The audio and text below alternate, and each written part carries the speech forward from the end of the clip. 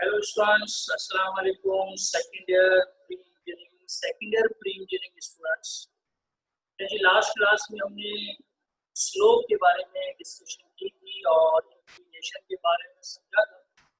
हमने इस बात को समझा था कि smallest positive angle from positive x axis to upper direction of a given line is called smallest positive angle from positive x-axis to upper direction of a given line is called inclination. वो smallest positive angle जो x-axis से upper direction में हमारी given line तक बनता है, उसे हम क्या कहते हैं कि ये हमारा क्या है, inclination। ठीक है जी, ये हमने और फिर इस बात को भी समझा था कि अगर कोई लाइन x-axis के पैरेलल हो तो उसका इंक्लिनेशन 0 है, y-axis के पैरेलल है तो इंक्लिनेशन 90 डिग्री है।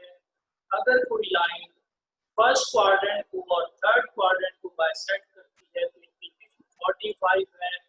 अगर कोई लाइन सेकंड क्वाड्रेंट को और फोर्थ क्वाड्रेंट को बाइसेक्ट कर रही है तो इसका इंक्लिनेशन 135 डिग्री। उसके बाद हमने स्लोप के बारे में डिस्कशन की थी कि भाई व्हाट इज स्लोप, स्लोप क्या है।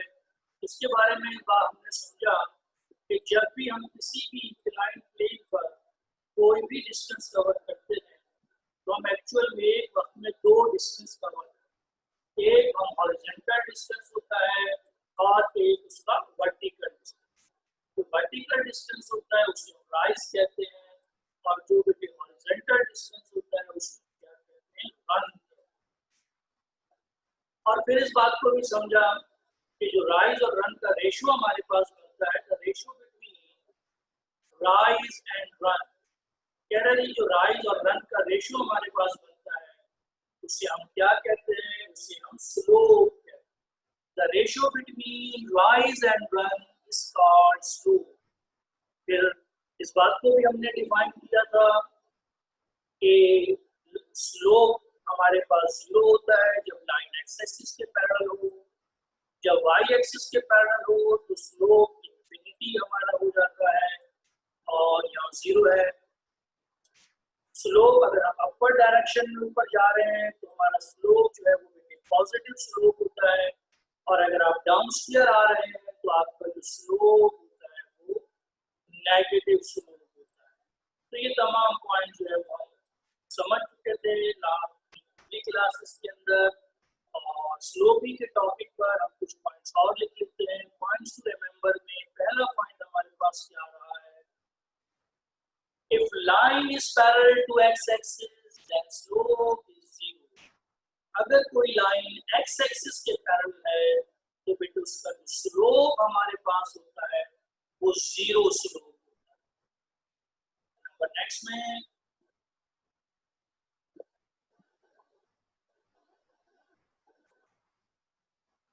if line is parallel to y-axis then slope is infinity। अगर कोई लाइन y एक्सिस के बेटे पैरेलल हो तो उसका जो स्लोप हमारे पास बनता है वो स्लोप इंफिनिटी स्लोप है। इफ स्लोप इज पॉजिटिव, अगर आपके पास स्लोप पॉजिटिव है तो देन इंक्लिनेशन इज एक्यूट। तो फिर हमारा जो इंक्लिनेशन होता है वो एक्यूट होता है, यानी कि एंगल जो है वो 90 डिग्री से छोटा होता है। If slope is negative, then inclination is obtuse, यानी हमारा जो एंगल है, जो हमारी लाइन का इंक्लिनेशन है वो obtuse यानी कि 90 से बड़ा होता है इस डायरेक्शन में। ये डायरेक्शन है उस लाइन की जब आपके पास एंगल 90 से एक्सटेंड कर जाता है और जब एंगल 90 से हमारे पास छोटा होगा, ये 90 से छोटा एंगल हमारे पास बना है, तो इस वक्त हमारा जो स्लोप बनेगा वो पॉजिटिव स्लोप बनेगा। यहाँ पॉजिटिव स्लोप है और यहाँ पे हमारे पास नेगेटिव स्लोप। ये पॉजिटिव स्लोप की डायरेक्शन है और ये हमारे पास नेगेटिव स्लोप की डायरेक्शन। और जब कोई लाइन एक्स एक्सिस के पैरेलल हो तो स्लोप क्या होगा बेटे, 0 होगा। और जब लाइन वाई एक्सिस के पैरेलल होगी तो इंक्लिनेशन आपके पास क्या बनेगा, 90 डिग्री का इंक्लिनेशन जब आपके पास हो तो उसका स्लोप इंफिनिटी होगा। तो ये कुछ पॉइंट्स हमने स्लोप के हवाले से और डिस्कस किए हैं, स्लोप के हवाले से हमने पॉइंट्स को और समझा है। और अब हम बाकायदा अपनी जो एक्सरसाइज है उसको स्टार्ट करेंगे और देखते हैं कि अब हमारे पास इस एक्सरसाइज के स्टार्ट में क्या है। लेकिन एक्सरसाइज को स्टार्ट करने से पहले हम अपने बेसिक जो फार्मूलाज हम जो यहाँ पर यूज करेंगे या उसको डिस्कस करते हैं ताकि हमें क्वेश्चंस को सॉल्व करने में आसानी हो जाए, इजीली क्वेश्चन को सॉल्व हो जाए। Number 1, when inclination is given, अगर आपको किसी लाइन का इंक्लिनेशन दे दिया जाए और एक्स एक्सिस ये हमारा वाई एक्सिस और ये मैंने लाइन को ड्रॉ कर, जब कोई लाइन एक्स एक्सिस के साथ एंगल थीटा बनाती है तो इसको हम कहते हैं कि ये हमारा क्या है, इंक्लिनेशन है। when inclination is given, m is equal to tangent theta, m is equal to tangent theta, ये फार्मूला हम कब यूज करते हैं भाई, ये स्लोप का फार्मूला आप उस वक्त यूज करेंगे जब आपको क्या दे दिया जाए, इंक्लिनेशन दे दिया जाए। इंक्लिनेशन क्या है, इंक्लिनेशन एंगल है जो एक्स एक्सिस से अपवर्ड डायरेक्शन में हमारी लाइन पर बनता है।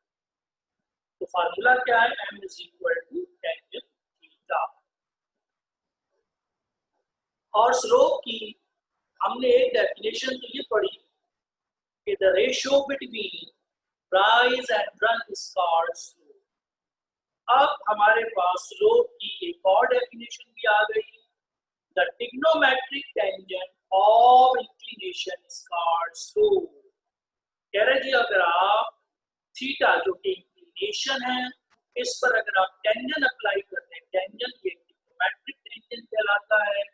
जब आप इंक्लिनेशन पर टेंजेंट अप्लाई करते हैं तो जो रिजल्ट आपको मिलता है वो स्लोप का रिजल्ट मिलता है। एग्जांपल से हम इस बात को समझेंगे, तमाम स्टूडेंट इस बात को नोट डाउन कर लें। when inclination is given, now the formula is m is equal to tangent theta, m is equal to tangent theta, ये स्लोप का वो फार्मूला है जब आपको किसी लाइन पर इंक्लिनेशन दे दिया जाए और आपसे कहा जाए उसका स्लोप मालूम करें तो मेरे फार्मूला कौन सा लगाएंगे, m is equal to tangent theta।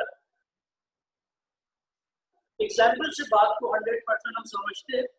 कहता है जी find the slope of the line, कह रहे जी लाइन का स्लोप निकालें whose inclination is 30 degree.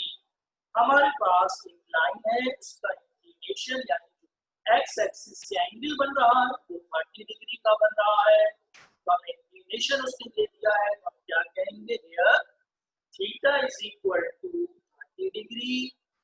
Formula क्या है, m is equal to tangent theta, m is equal to tangent theta तो tangent 30 डिग्री और tangent 30 डिग्री का जब आप सॉल्व करेंगे तो आंसर आपके पास आएगा 1/√3। m is equal to 1/√3, ये हमारे पास स्लोप आ गया। भाई m is equal to tangent theta, मैं आपसे पूछता हूँ कि भाई स्लोप का पहला फार्मूला क्या है, तो आप कहेंगे sir m is equal to tangent theta। भाई m is equal to tangent theta ये फार्मूला स्लोप का कब यूज करना है, आप कहेंगे सर जब किसी लाइन का इंक्लिनेशन दे दिया जाए।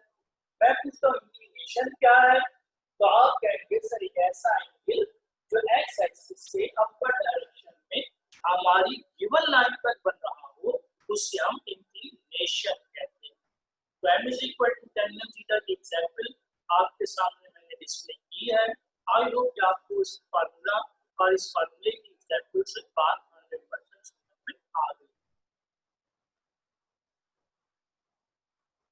नंबर नेक्स्ट, अब हमारे पास जो सेकंड फार्मूला है वो है जी when end points are given.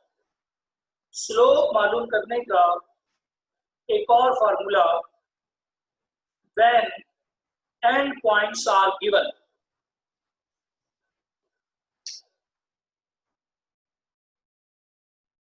Slope का फर्स्ट फार्मूला हमारे पास m is equal to tangent theta और स्लोप का सेकेंड फार्मूला हमारे पास है when end points are given.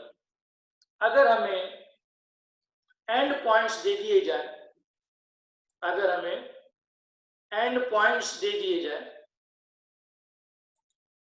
अगर हमें किसी भी लाइन के क्या दे दिए जाए भाई, एंड पॉइंट्स अगर हमें दे दिए जाए। एंड पॉइंट्स मतलब क्या है जी, जैसे हमारे पास ये एक लाइन है और इस लाइन का इनिशियल पॉइंट और फाइनल पॉइंट हमें दे दिया। इनिशियल पॉइंट को हमने सपोज कर लिया x1 y1 और जो फाइनल पॉइंट है इससे हमने सपोज कर लिया x2 एंड y2। एक पॉइंट हमारे पास इनिशियल पॉइंट x1 y1 है और फाइनल पॉइंट हमारे पास है x2 और y2। Initial point x1 y1 और फाइनल पॉइंट x2 y2।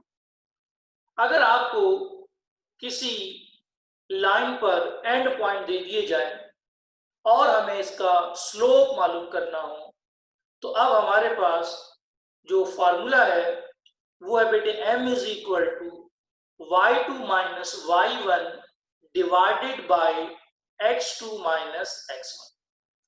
भाई ये फार्मूला स्लोप का हम कब यूज करेंगे, जब हमें किसी लाइन पर एंड पॉइंट्स दे दिए जाए।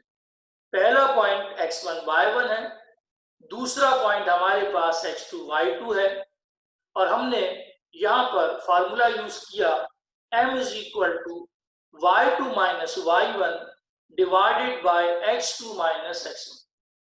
मतलब ये हुआ कि स्लोप का पहला फार्मूला तो था m is equal to tangent theta. बेटे ये फार्मूला कब यूज करते हैं, जब आपको किसी लाइन का इंक्लिनेशन दे दिया। और second formula y2 minus y1 divided by x2 minus x1, ये फार्मूला हम कब यूज करेंगे, जब हमें किसी लाइन के एंड पॉइंट्स दे दिए। एग्जाम्पल से हम बात को समझते हैं। Find the slope of the line passes through the points 3,5 and 8,7। क्या करेंगे जी, सोल्यूशन में जो फर्स्ट पॉइंट है 3,5 इसे हम x1 y1 सपोज करेंगे और जो सेकंड पॉइंट x2 y2 वो हमारे लिए बन जाएगा 8,7। इनिशियल पॉइंट और फाइनल पॉइंट को सपोज करने के बाद हमने फार्मूला यहां पर अप्लाई कर दिया m is equal to y2 minus y1 divided by x2 minus x1। फार्मूले में हम वैल्यूज को पुट कर देते हैं 7 माइनस 5 और फिर 8 minus 2। 7 minus 5 and 8 minus 3 that is equal to 2/5। तो यहां पर इस एग्जाम्पल से हमने इस बात को समझ लिया कि अगर हमारे पास किसी लाइन पर 2 पॉइंट दे दिए जाए तो हम उस लाइन का स्लोप मालूम कर सकते हैं m is equal to y2 minus y1 divided by x2 minus x1 के फार्मूले से। तो इस तरह से हमारे पास स्लोप का पहला फार्मूला जो बना वो था m is equal to tangent theta when inclination is given, तब उसको यूज किया जाए। और y2 minus y1 divided by x2 minus x1, ये स्लोप का फार्मूला कब यूज करेंगे, when end points are given. अगर हमें किसी लाइन पर भाई 2 पॉइंट ना दिए जाए, 3 पॉइंट दे दिए जाए, फिर क्या करें? फिर आप अपनी मर्जी से कोई से भी 2 पॉइंट लें, स्लोप का आंसर निकालें, आंसर यही आएगा। अगर 4 पॉइंट दे दिए जाए तब भी आप अपनी मर्जी से कोई से 2 पॉइंट ले लें, आपका आंसर यही आएगा। एक लाइन पर आप जितने भी पॉइंट लें उनमें से 2 पॉइंट्स कोई से भी लें, सबके लिए स्लोप सेम ही रहता है। यानी एक लाइन का हर पॉइंट के लिए स्लोप सेम ही रहेगा, ऐसा नहीं है कि डिफरेंट पॉइंट्स हो तो स्लोप भी डिफरेंट होगा। अब हम इसी स्लोप के लिए जो हमारे पास एक और फॉर्मूला हमारे पास आ रहा है, when linear equation is given. कह रहा है जब आपको कोई लीनियर इक्वेशन दे दी जाए और स्लोप मालूम करना हो तो फार्मूला बेटे क्या है, m is equal to negative coefficient of x divided by coefficient of y। m is equal to negative coefficient of x divided by coefficient of y। ये फार्मूला बेटे कब यूज करना है, जब हमारे पास कोई लीनियर इक्वेशन आ जाए। कोई लीनियर इक्वेशन आप जानते हैं जिसमें x और y पर हाईएस्ट पावर 1 आ जाए, उसे हम कहते हैं लीनियर इक्वेशन। जैसे कि मैं यहाँ पे लिख देता हूं 2x plus 3y plus 7 equal to 0, ये एक लीनियर इक्वेशन। अगर आपको इसका स्लोप निकालना हो तो ये x का कोफिशिएंट फिर ये y का कोफिशिएंट, इनको डिवाइड कर देंगे, नेगेटिव फार्मूले का खुद लगाएंगे। कोई पूछे सर ये 7 का क्या करना है, भाई 7 का कुछ भी नहीं करना, 7 ऐसे ही रहेगा, 7 से हमारा कोई ताल्लुक नहीं है, क्योंकि फार्मूले में हमें x का कोफिशिएंट चाहिए और y का कोफिशिएंट चाहिए। तो हमारे पास m is equal to tangent theta, पहला फार्मूला बन गया भाई। फिर m is equal to y2 minus y1 divided by x2 minus x1, एक फार्मूला ये बन गया। और फिर negative coefficient of x divided by coefficient of y, third formula. m is equal to minus a upon b से लिखा जा सकता। m is equal to tangent theta भाई कब लगाना है, जब आपको क्या दिया जाए, inclination. y2 minus y1 divided by x2 minus x1 का यूज करना है जब आपके पास लाइन पर एंड पॉइंट्स हो, कम से कम 2 पॉइंट्स हमें given. Negative coefficient of x divided by coefficient of y बेटे कब यूज करना है, जब हमें लीनियर इक्वेशन दे दी जाए। एग्जाम्पल आ गई, find the slope of the line. Solution में m is equal to negative coefficient of x divided by coefficient of y। x का कोफिशिएंट क्या है 3 और y का कोफिशिएंट क्या है 4। तो फार्मूला क्या बना, m is equal to minus 3 upon 4, हमारा आंसर बन गया। यहाँ पे स्लोप का आंसर नेगेटिव आ। नेगेटिव स्लोप हमें क्या बताता है कि ये ऐसी लाइन है जिसका जो इंक्लिनेशन है वो 90 से बड़ा। यानी जब आप इस लाइन को ग्राफ पर ड्रॉ करेंगे, जैसे आप मैट्रिक क्लास में ग्राफ बनाते हैं, भाई मैट्रिक क्लास में जब आपने ग्राफ का क्वेश्चन सॉल्व किया, उस ग्राफ के क्वेश्चन में आपने देखा था आपके पास 2 लाइंस बन।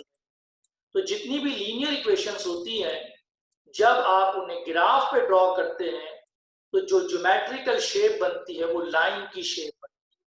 तो जितनी भी लीनियर इक्वेशंस होती हैं वो स्ट्रेट लाइन को रिप्रेजेंट करती है।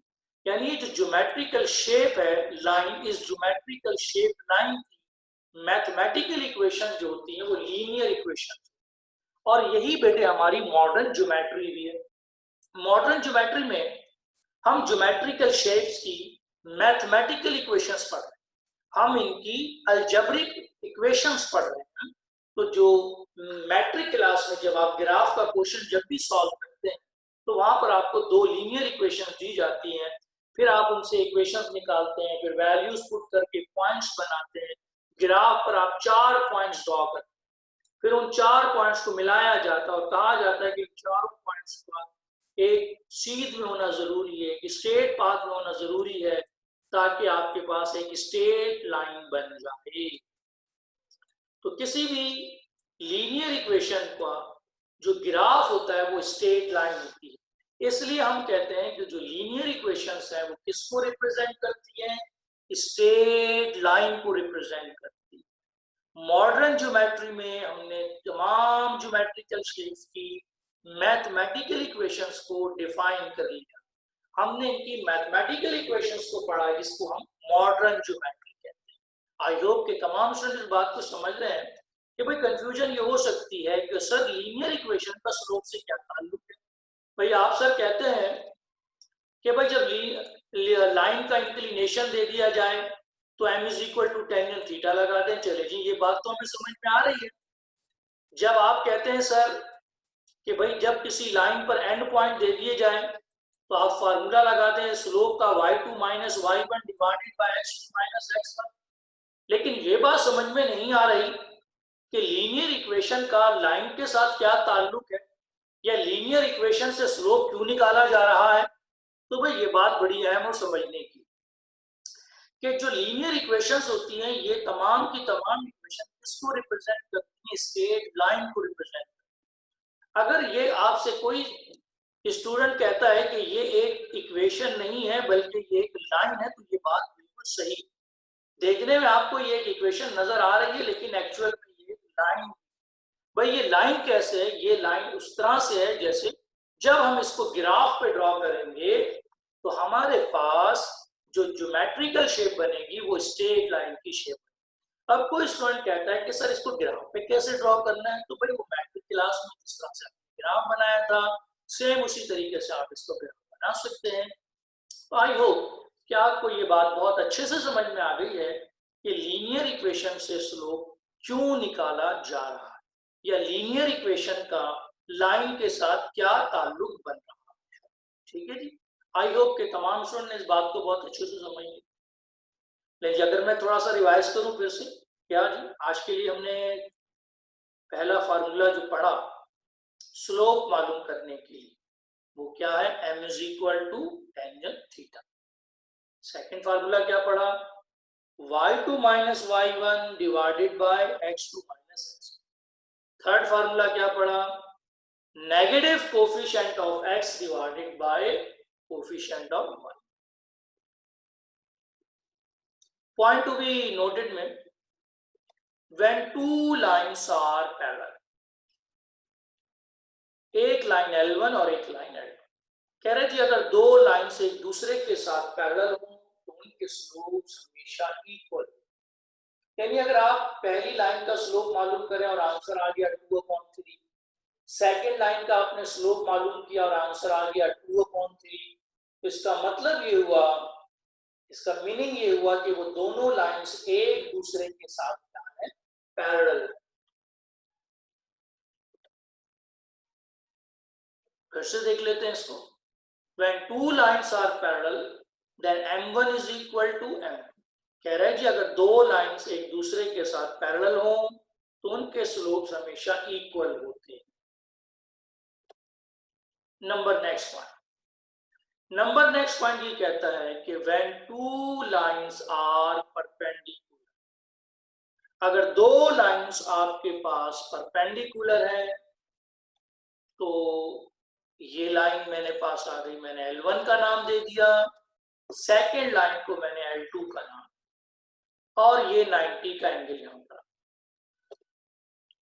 कंडीशन क्या बनी जी? m1 multiply by m2 is equal to minus. When two lines are perpendicular, then m1 multiplied by m2 is equal to minus। When two lines are parallel, m1 is equal to m2. If two lines are perpendicular, m1 multiplied by m2 is equal to minus।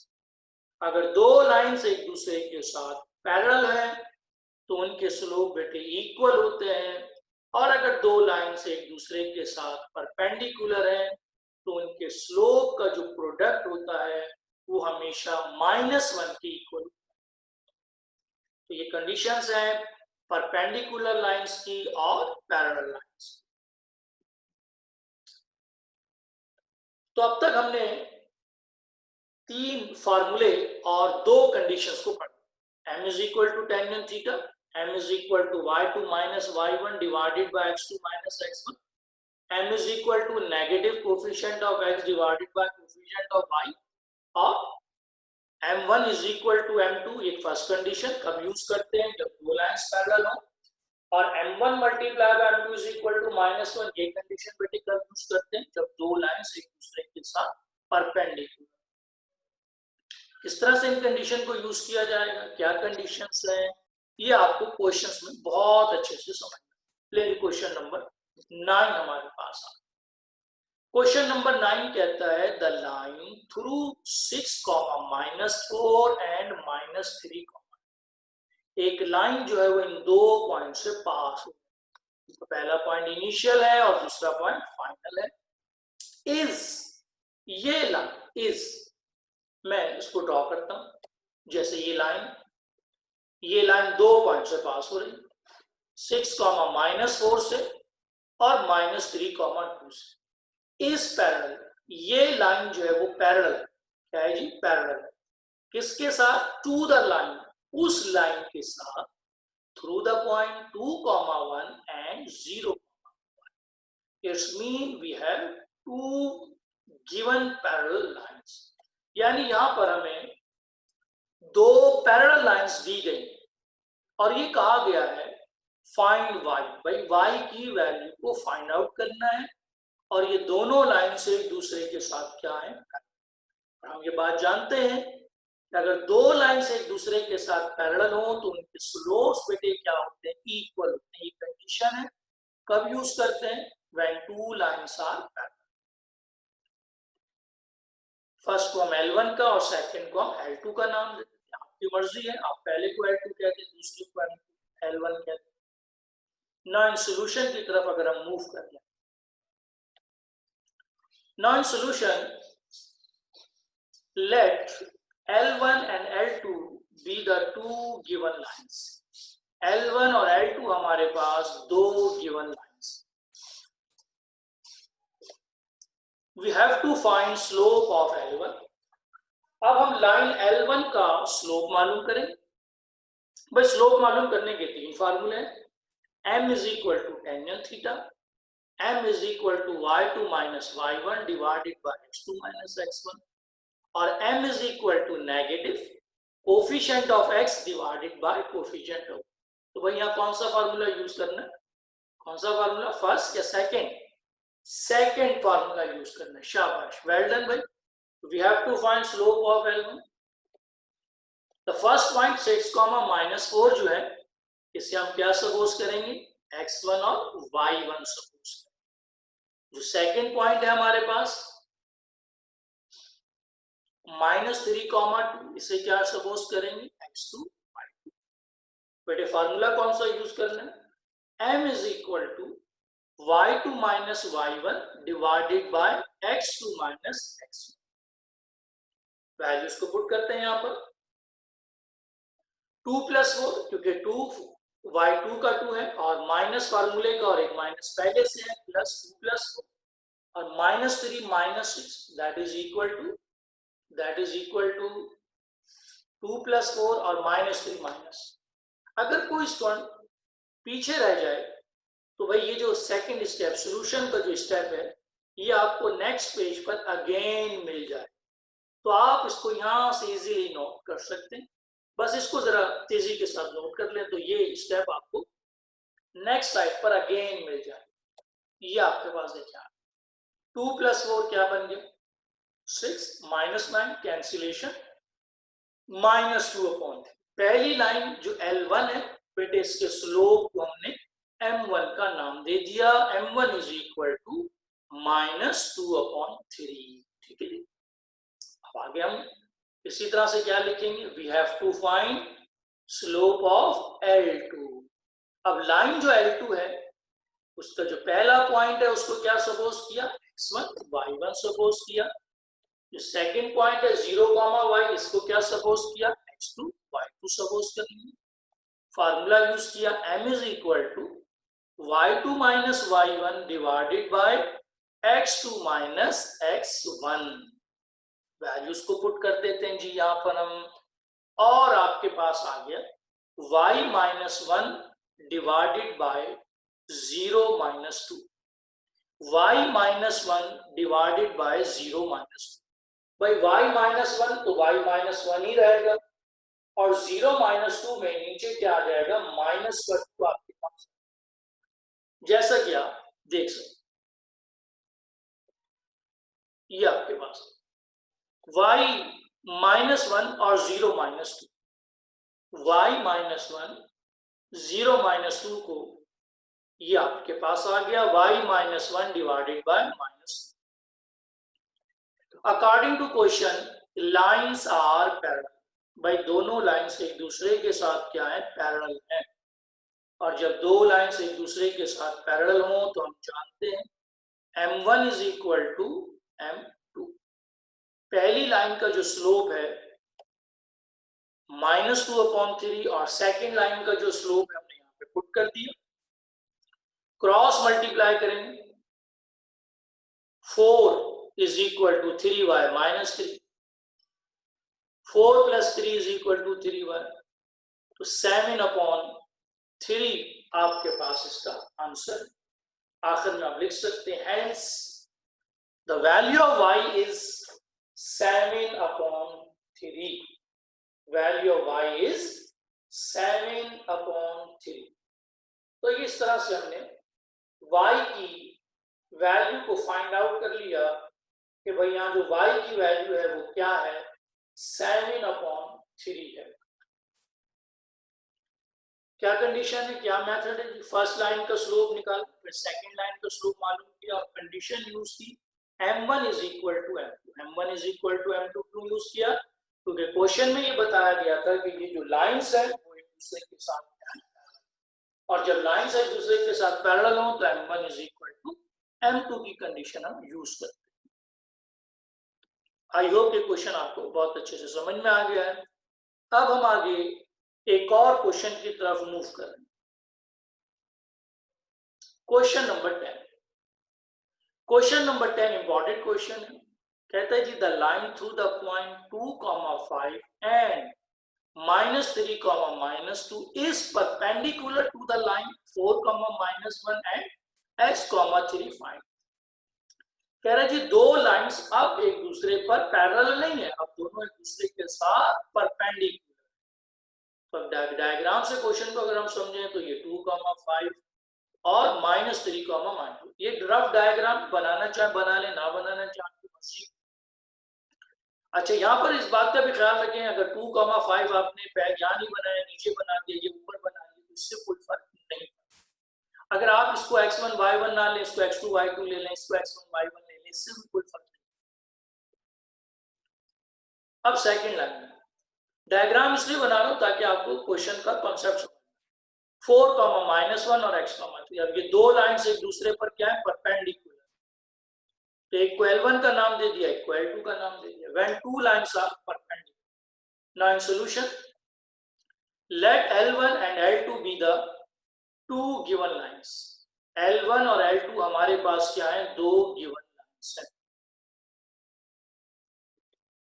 We have to find slope of L1.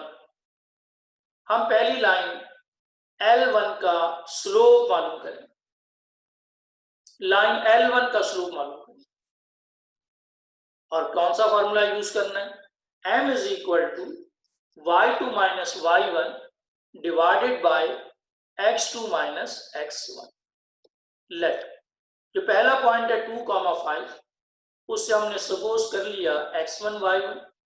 Second जो point है -3, -2, इससे हमने suppose किया x2 और y2। Formula use करते हैं जी, m is equal to y2 minus y1 divided by x2 minus x1। Values को पुट कर देते हैं, -2 -5 डिवाइडेड बाय -3 -2 और -5 क्या बनेगा, -7, और नीचे बेटे क्या बनेगा, -5 बन जाएगा। और और माइनस से माइनस कैंसिल करते हैं तो 7/5 हमारे पास इसका आंसर आ सकता है। नेक्स्ट स्लाइड में आप इसको बहुत अच्छे से देख सकते हैं, जो पीछे रह गए यहाँ से नोट कर लें, और ये आपके पास बन गया 7/5। ये m1 स्लोप आपके पहली लाइन का स्लोप 7/5 हमारे पास। We have to find slope of L2। अब हम लाइन L2 का स्लोप मालूम करेंगे। लाइन L2 का स्लोप, पहला जो पॉइंट है उससे हम x1 y1 सपोज करें, सेकंड पॉइंट को हम x2 और y2 सपोज करें, 4, -1 x1 y1 और x, 3 क्या बना x2 और y2। जी m is equal to y2 minus y1 divided by x2 minus x1। Values को पुट कर देते हैं। y2 माइनस y1 क्या बनेगा, 3 माइनस माइनस पहले से, तो 3 + 4 डिवाइडेड बाय x माइनस 4। तो इस तरह से यहां से एक m1 स्लोप आपके पास आएगा और एक m2 स्लोप आपके पास आएगा। m1 स्लोप और m2 स्लोप, यहाँ m1 और m2 स्लोप जब आपके पास आ गया तो नेक्स्ट लाइन में हम क्या लिखेंगे, according to question lines are perpendicular.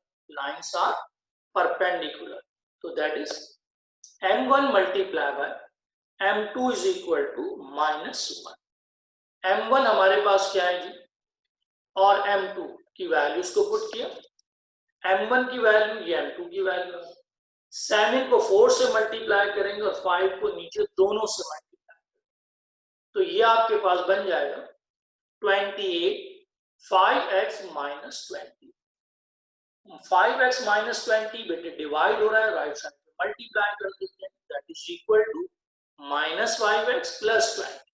Minus के 5x को लेफ्ट साइड पे ले जाए, 28 को राइट साइड पे। 28 में से 20 को निकाल दो, ये बन गया -8/5। Hence the value of x is -8/5। तो इस तरीके से हमने अपना क्वेश्चन नंबर 10 जो है वो कंप्लीट कर लिया। तो आज की क्लास में हमने 3 फार्मूलाज जो हमने डिस्कस किए, और इन 3 फार्मूलाज में m is equal to tan theta, m is equal to y2 minus y1 divided by x2 minus x1, और m is equal to negative coefficient of x divided by coefficient of y। ये 3 फार्मूले हमने यहाँ पर पढ़े। इसके अलावा आज की क्लास में हमने एक्सरसाइज 2.4 में 2 क्वेश्चन को कंप्लीट किया, एक क्वेश्चन नंबर 9 और एक क्वेश्चन नंबर 10। क्वेश्चन नंबर 9 में ये कहा गया कि 2 लाइंस एक दूसरे के साथ पैरेलल है, तो पहली लाइन का स्लोप निकाला, फिर सेकंड लाइन का स्लोप निकाल के m1 is equal to m2 की कंडीशन को हमने यूज कर लिया। उसके बाद हमने क्या किया, क्वेश्चन नंबर 10 में क्या कहा गया कि 2 लाइंस एक दूसरे के साथ परपेंडिकुलर है, पहली लाइन का स्लोप, सेकंड लाइन का स्लोप, फिर m1 multiply by m2 is equal to -1 की कंडीशन को यूज किया, और हमारे पास इसका आंसर आ गया -8/5। आई होप कि आज का लेक्चर बहुत अच्छे से आपको समझ में आ गया होगा। कोई भी कंफ्यूजन हो, कोई भी परेशानी हो, आप मुझसे डिस्कस कर सकते हैं, और अगर फिर भी कोई कंफ्यूजन रह जाए तो मैं आपको अगेन से दोबारा से तमाम चीजों को फिर से रिवाइज कर लेंगे, बिल्कुल टेंशन लेने की कोई जरूरत नहीं।